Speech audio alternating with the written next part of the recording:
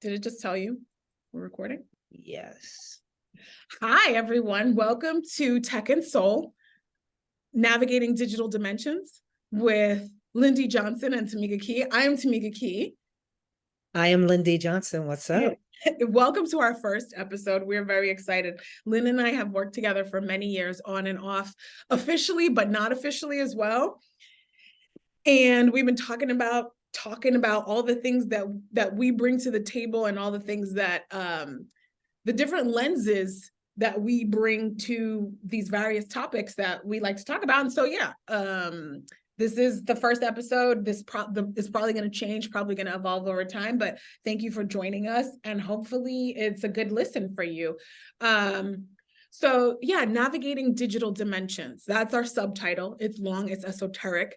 But we chose that because we are multidimensional beings, but also because there's so many different dimensions that you could look at any topic from, particularly in digital media and marketing. And I think the four lenses that we've chosen are: one, as creatives, right? Creatives. I'm a writer by trade, by nature, by heart. I write in my journal every day. Lynne, as a creative, how would you define yourself? I am multifaceted, like you explained earlier. For me, it is, I've been a DJ, I've been a spoken word artist. I've recorded on a couple of tracks in the 90s. Dating myself here.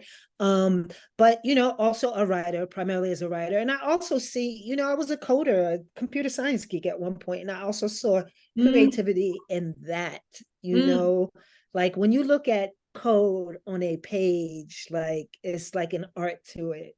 And you could put your little, signature on there. So, yes.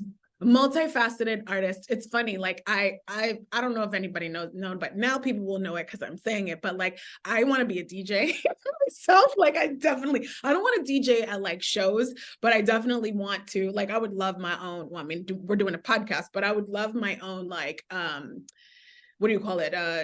Like radio show.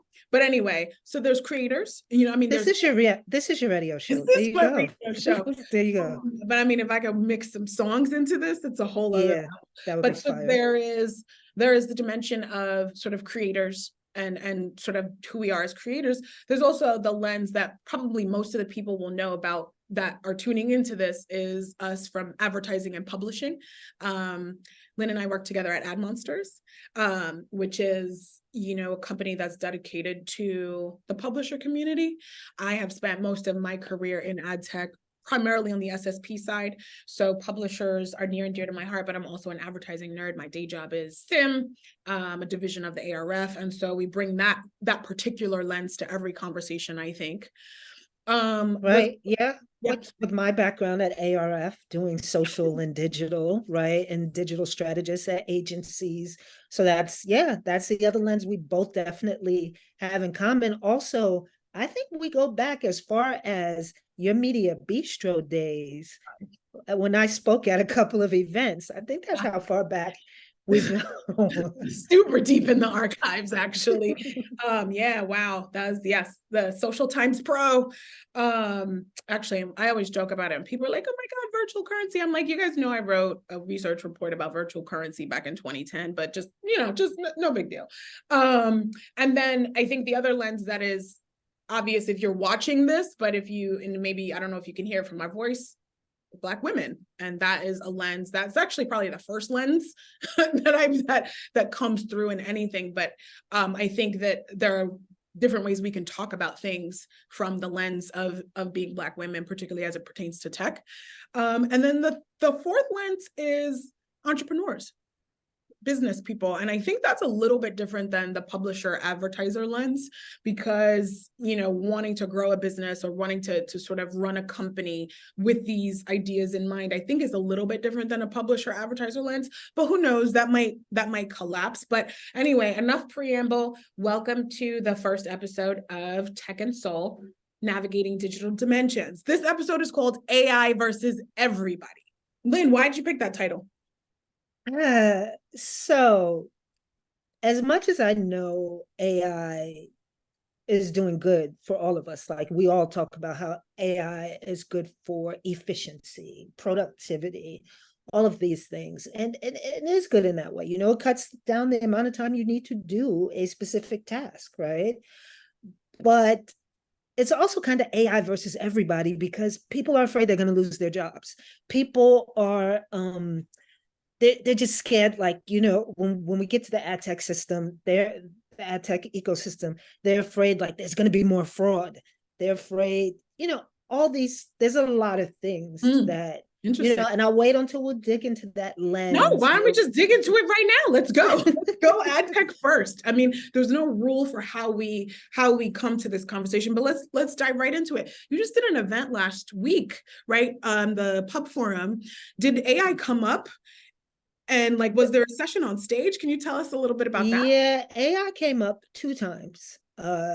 Two times at Publisher Forum, it came up back at our ops in the summer as well.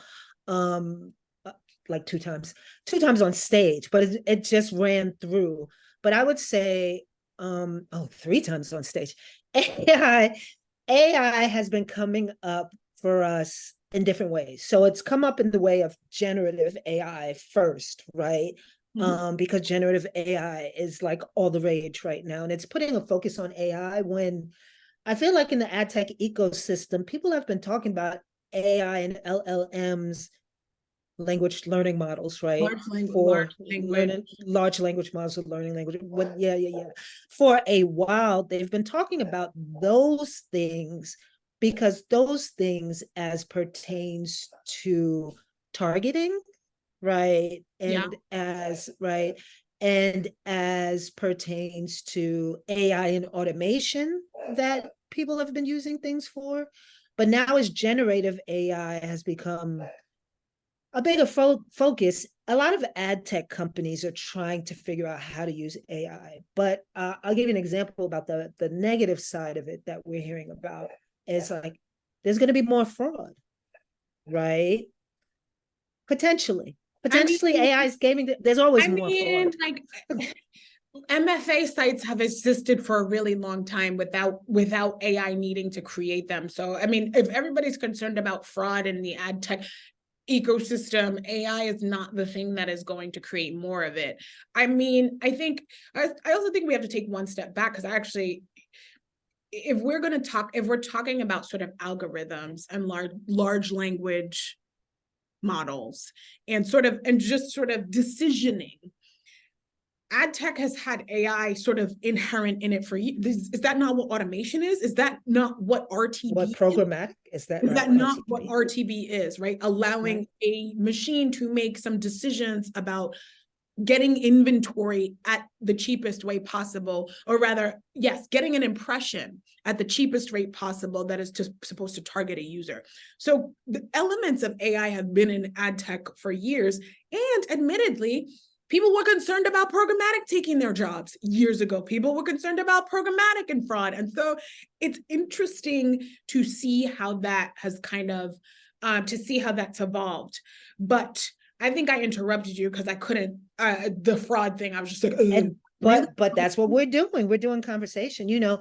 Yeah. I mean, and it did come up with an ad tech vendor who specializes in fraud, I would say. Detection or creating fraud. No, fraud detection, right? Oh. Finding the bad actors and helping. There's I'm not saying who. Okay. Right now.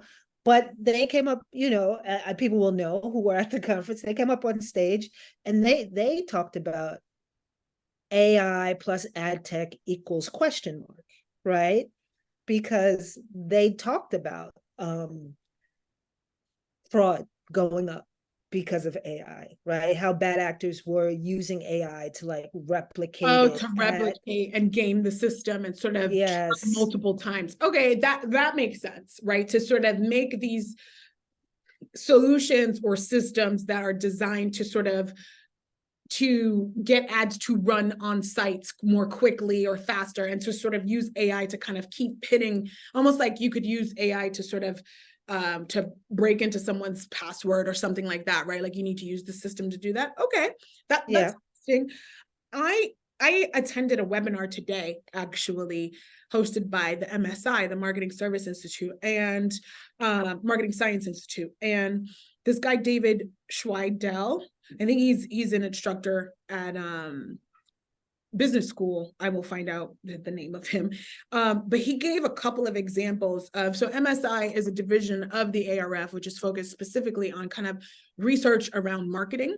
And so it's not just, they don't just say things about marketing, they actually sort of do experiments and sort of test them and sort of to come up with sort of definitive best practices and research to actually make the business and practice of advertising better. Anyway, he gave a couple of examples that kind of blew my mind.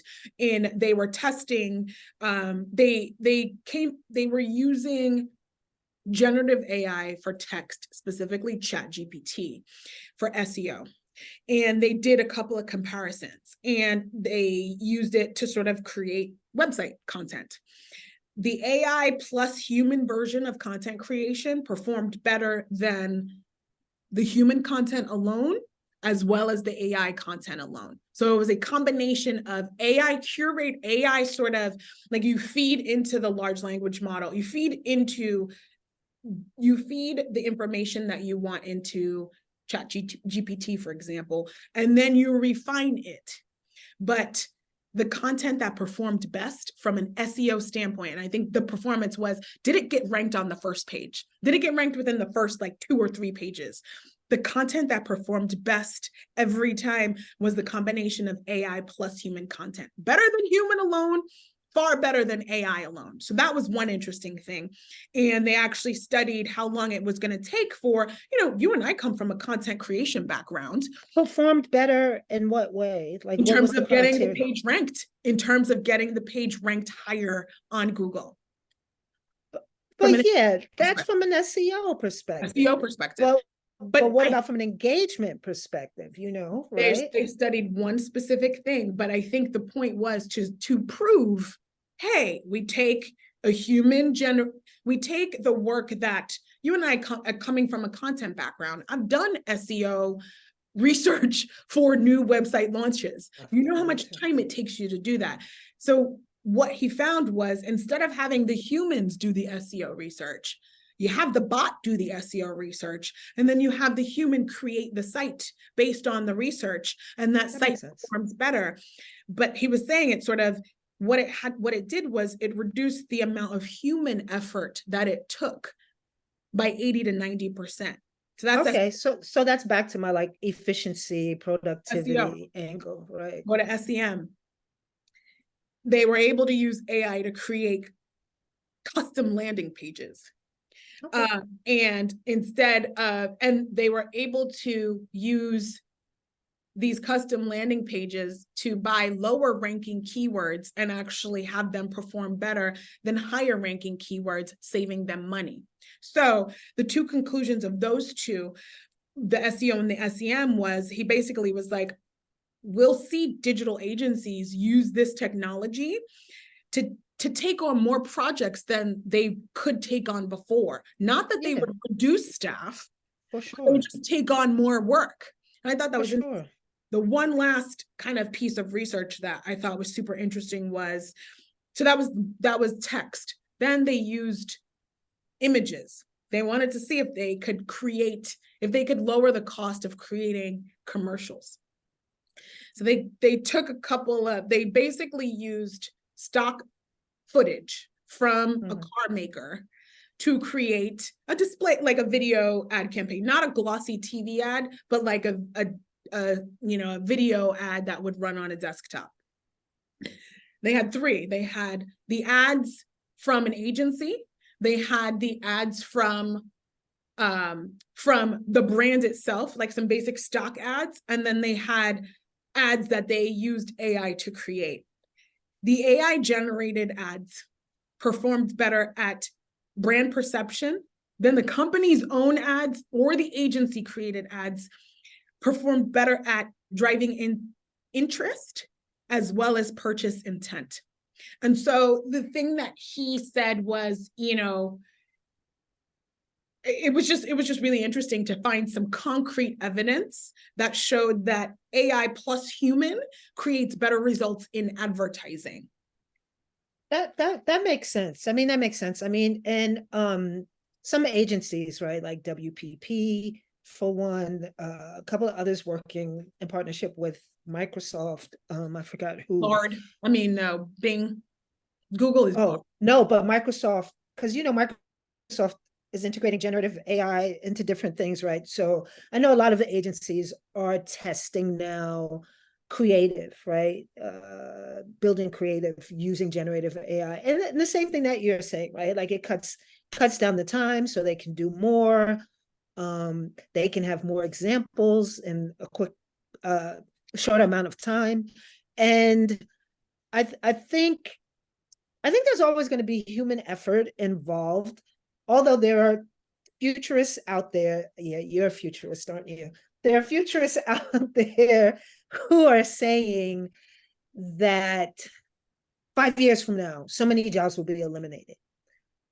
But I think okay, AI is going to learn a lot from what the data we are feeding it now, what we are teaching it, what we are creating.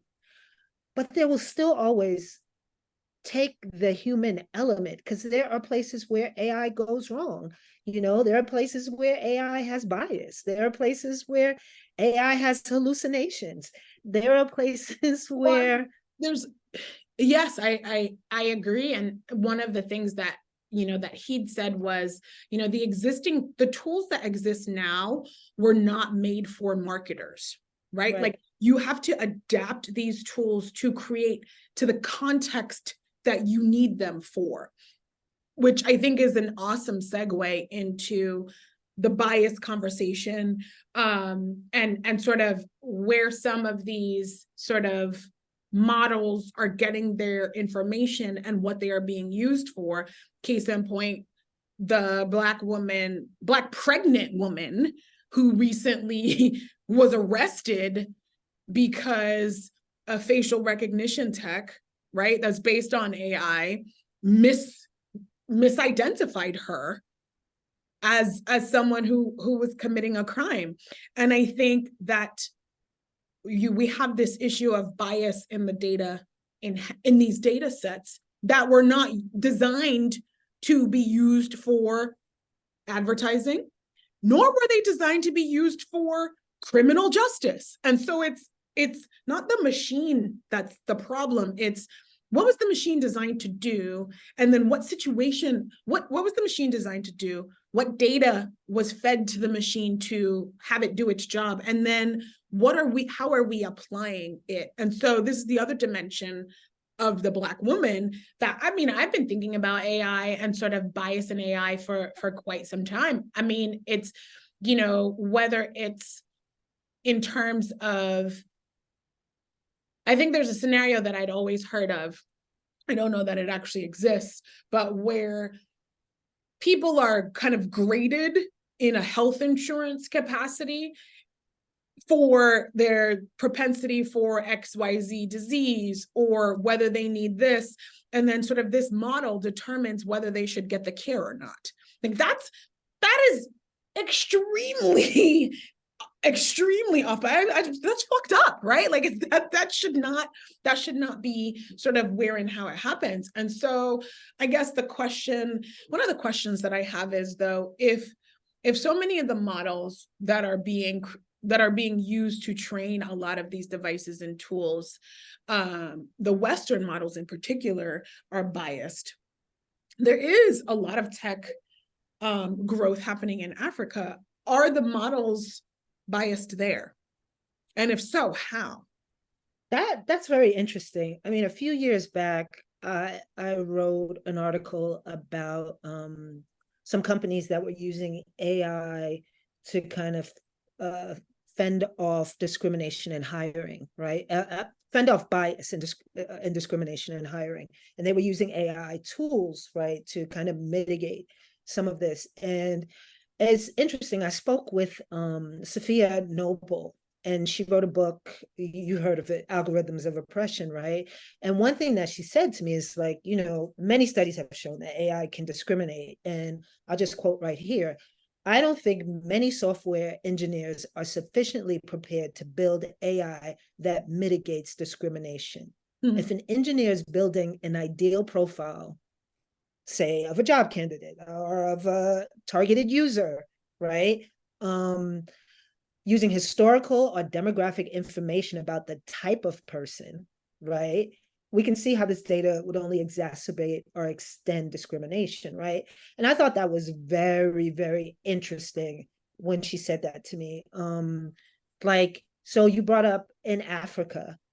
Right. And Yeah, Africa's not a maybe country. Let's be clear, maybe Africa's not a country. Fuck, right, right. But so on the continent of Yeah. Africa, so I would say like places like Ghana and Nigeria and Nigeria. South Africa, probably like a lot of tech stuff happening, Right. especially South Africa, right?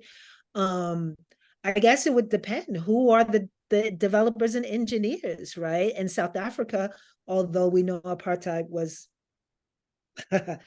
outlawed, discrimination still exists widely in, Right. in Right. South Africa. It's kind of like us, although Jim Crow laws were right, right. It's still right. So, like who has the jobs? That's what it comes to. Like Who's who are creating, the where did the engineers? data Who's sets creating come them? from? Right. Where Right. do those data sets come from? That's always the question, which then begs the other question of, is there room or an opportunity for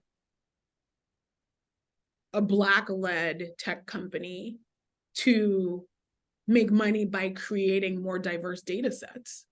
Right? Mm. You know what I mean? To say, look, to feed this into your LLM, this data set, we understand that this data set actually over indexes for people of color. Is there space for a Latino sort of tech company to sort of create these data sets to help augment some of the existing ones? Because we have to talk about the realities of this, but what I haven't heard is, how can we use the tech to solve some of the tech problems? Like, is there a way to do that? And I know there are a couple of sort of Black funds that are working on sort of backing AI-based startups, and so that might be something interesting for us to kind of follow Yeah, to up. dig into that. I Right. mean, Streamlytics, I think I told you about this Yeah. company before, right? They weren't AI based, but they are probably one of the largest aggregators of African American people doing things in terms of consuming entertainment, right? Interesting. And those like, right, if AI models had some of those data, and Right. it was always recent because people self selected to upload their data that they were downloading from Google or Amazon Now, or whomever, right? was that one of the models where you actually get compensated for your data? Like, is it, Yes. yeah, okay, cool. That was one of those, like, where there's also Big Token and there's another one. But the thing with Streamlytics was it was almost exclusively. I wouldn't say other demographic groups didn't upload their data, but we know that it was large within the African American Yeah. community. Yeah. Are Yeah. they still functional, or did they pivot, or like, There's a pivot happening right now as we speak. Yeah. Yeah, I think it's also interesting because then that gets into some of the, if I put my sim hat on, right, there's the thing of, if people are uploading in exchange for something, does that create its own sort of subset of the audience, right? Is there bias inherent in there? And there may be, but I think if we're saying we can acknowledge that there's bias in one way, can we augment that bias, or can we calibrate?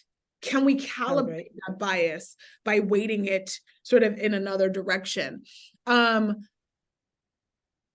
more dimension, and that is creator hat. So, how do you feel? Like, take talk about the Hollywood strikes. Take off your ad tech, right? Take off your ad tech hat. Take off your black woman. You can't take off your black woman hat, but take off your black woman hat. Can never take that Never, off, right? But like, go to your heart of a creator. How does AI make you feel as like a lyricist, as a writer? Like, what's your gut reaction? Let's go to the soul of tech and soul. Yeah, the soul of tech and soul. I'm looking at Hollywood, right? And I'm looking at, writers wanting better pay, and then all these AI jobs popping up on these streaming services, right? And it's like, well, there's that, then there's the copyright issue with AI, right? Like AI is being fed all of our knowledge, right? All of our creative, all of our IP, and then regurgitating it to someone else to use, and that person's not knowing the source of where it came from. From that perspective, there are a lot of things that need to be ironed out, need to be worked out. I mean, I know the US and UK are talking about standardizing AI. And is that what we need? Do we need Dude, government to intercede? Standardize voting. We can't standardize, like we can't even standardize privacy. We're gonna standardize AI. Like that just But I mean, what will be the answer there for creatives? Because it's like, okay, I'm striking, so you're gonna hire some AI to do the job. But what's funny, I saw an article just today. I wasn't even looking for it. It just popped into my lap. You know how the algorithms be algorithming and send you articles that you're probably interested in, right? So something popped, right? So something popped in my lap that was like, creatives are not losing their job. Freelancers are not losing their jobs. Actually, there's more jobs for freelancers, and they're using AI to get more of these jobs, right? And it was talking about script writing.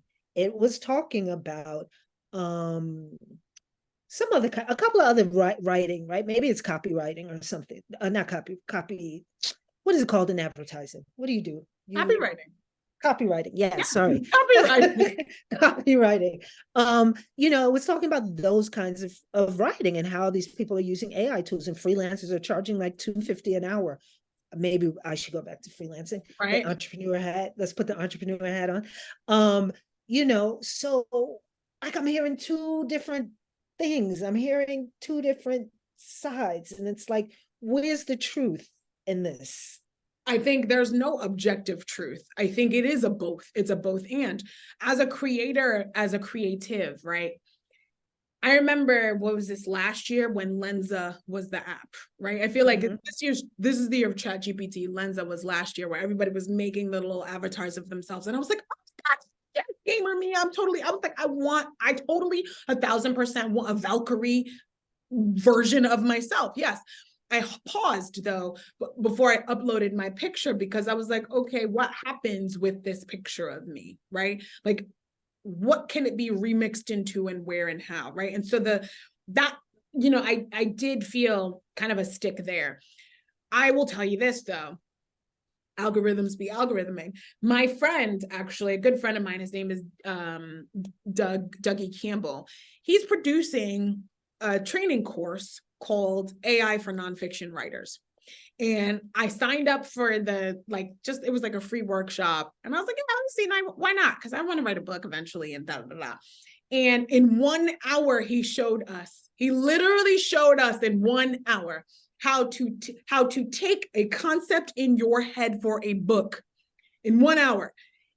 To take a concept in your head for a book, run that shit through ChatGPT, and then come up with like 12 solid chapters. And I was literally like, oh my fucking God, like what? And like, I signed up for the course because I was like, oh honey, this is like yes, give it to me. Tap my vein. And so right, go ahead, keep going. I don't want to interrupt. Go ahead. I signed up for this, and I was like, I need to understand how to do this. Let's be clear. You don't say, hey, ChatGPT, write me a book, and then it writes you a book. It's not like that. It's all within the prompts, and also the information that you give it, and also the information and how and the system that you pull it through. It was incredible. So just a couple of things that I learned in this workshop already that kind of blew my mind was, and it's that both and thing that you're talking about. I put in my own writing. So I had to upgrade to the ChatGPT version, whatever, 4. I put in 3 versions of my 3 things that I'd written. And I said, Chat, can you tell me what the tone of this is? Chat took my work and defined the tone for me. Something I've never been able to do for myself. Like, I know how I write, but if I had to tell somebody what my tone was, I could not do it. Fucking ran it through, came up with what my tone was. I was like, oh shit, this is how I write. Yes. Then we took that tone and said, okay, this is the story I want to tell in this tone. How might I do this? And then it broke down. It was like, if you wanted to do this way, it could go in this chapter. If you want to do this way, it could go in this chapter. And I'll include a link or something to his course because it's worth it. But so I was like, oh my God, yeah, thank you. Tell me more about me. Did it differently. I put in the tones of some of my favorite authors. I put in Bone Black by Bell Hooks, which is one of my favorite books ever. It's one of the books that actually made me know that I was a writer. I put in Bell Hooks. It gave me how Bell Hooks writes. I put in Neil Gaiman. It gave me how Neil Gaiman writes. I put in Jelani Cobb. It gave me how Jelani Cobb writes. And then I said, can you remix all of those together and give me a specific tone? And chat was like, it'd be like, if you wanted to write in a style of Bell Hooks meets Neil Gaiman meets Jelani Cobb, here is how you would do that. And I was like, done, son, I'm done. I'm done. It was that's interesting. See, I never went in that direction yet. The direction I've gone in is I fed it something, right? And I say, rewrite this or give me, or I give it some bullet points and I'm like, write this for me, right? And then I don't like the tone and I might say, make it more cheeky and conversational, right? I've gone in that direction because I know that my writing is more cheeky and conversational, right? I know that about my writing. And so I've said for it to do that. And I'm like, oh, it's gotten closer to me. So it's like the prompts matter so much. And like you asked me about Pub Forum earlier, that's what one of our presenters did. He talked to folks in ops about how they can use Chat GPT and ops. Like, so to write emails, he came up with his whole session abstract using, he put the bullet points in, he used Chat GPT to write the session abstract. And, me and my team have probably used it to come up, to feed it our prep call transcript and ask it to come up with questions for us. Oh my God. How much time does that take you in the span of programming and producing an event? Nobody's saying you're not using your brain, you're not spending the time, but there's some stuff that's so time consuming that's not necessary. But I think, my mind is blown by this, right? I'm like, this is fucking amazing. But then I think about it and I'm like, how would Bell Hooks feel? I mean, I read Bone Black, to be clear. I read Bone Black first. I read, but that's the other it's thing. It's on my bookshelf. I've read. I could have gone back and read Bone Black, and been like, it sounds like this, and it sounds like this, and it sounds like this. Would Bell Hooks have been more comfortable with me studying her writing by hand, or would she be uncomfortable with the fact that? So I didn't put Bone Black in chat. To be clear, I asked it about the style, so it's clearly scraped Bone Black before. Right. And so this is that gray area of, I want to write this book. I want to write a book about astrology. Obviously, I've studied astrology for years. I'm not an astrologer. I don't want to take anybody else's content. But I do want to pull from and cite other pieces of work. And so where is that line? I think that's kind of what we're going to all wrestle with moving forward, is what's the line between attribution and plagiarism? What's the line between fair use and stealing somebody's work? What's the line between, and we haven't even talked about kind of the visuals, right? Right. The line between kind of paying an homage to a writer, like to an artist like H.R. Geiger, for example. Everybody, he does like the alien. H.R. Geiger does like the alien vibe things. What's the difference between being like, or what is the difference between a young illustrator who grows up idolizing H.R. Geiger and sort of working on the strokes daily to kind of come up to emulate that writer's, that artist's style?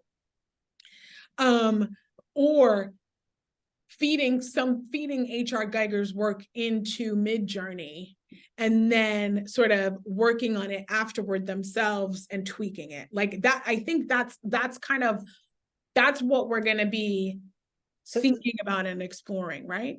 And for the soul part of our podcast, I think to me, that's like the ghost in the machine, right? When we talk about the ghost in the machine, it's like the dualism, the mind and body as separate, right? So as soon as you talked about the bell hooks style, like feeding it in and having it, well, bell hooks is no longer with us, right? She's not. So how can her writing style be carried on? And to your point, what would she think about that? But sure, someone's going to attempt that. Someone's going to attempt to, Greg Tate was someone I studied when I was studying journalism. He also passed away recently. Wow, how easy it would be for me to now mimic Greg Tate's style and be that second coming of Greg Tate. And there's a lot of spiritual questions in this, ethical as well as spiritual questions, I think. It's fascinating. It's fascinating times, but there's some things that are very scary about it as well. Yeah, like all the things that we worried about when about cyberpunk, right? Kind of. About Neil, and you don't know about cyberpunk. Wasn't that I will say I've never seen Blade Runner. I know, oh God, yes, my fucking geek card is revoked. I've never seen fucking Blade Runner. I was just like, it's whatever. I didn't see the old one or the new one, but that's what I think of when I think of cyberpunk, right? Yeah. I mean, it's partially that, but it's like, it's about souls, like phantom, people might think of cyberpunk the game, but it's to me, it's like it's about these ethical and spiritual questions at the same time as we talk about the future, because the future's here, right? I mean, but I bet when you were little, when you thought about what 2023 would be, what did you think? Like, because let's really talk about AI. What did you think 2023 would be? What did I think 2023 would be? You know what? I think that's a good place to stop. And I think we should do that for our next episode, guys. If you want to hear what I thought life was going to be like in 2023 and what Lynne thought life was going to be like in 2023, you're going to have to tune into to episode 2 of Tech and Soul, Navigating Digital Dimensions. I'm Tameka Kee, and I'm Lynne D. Johnson. And we will see you again soon. Bye.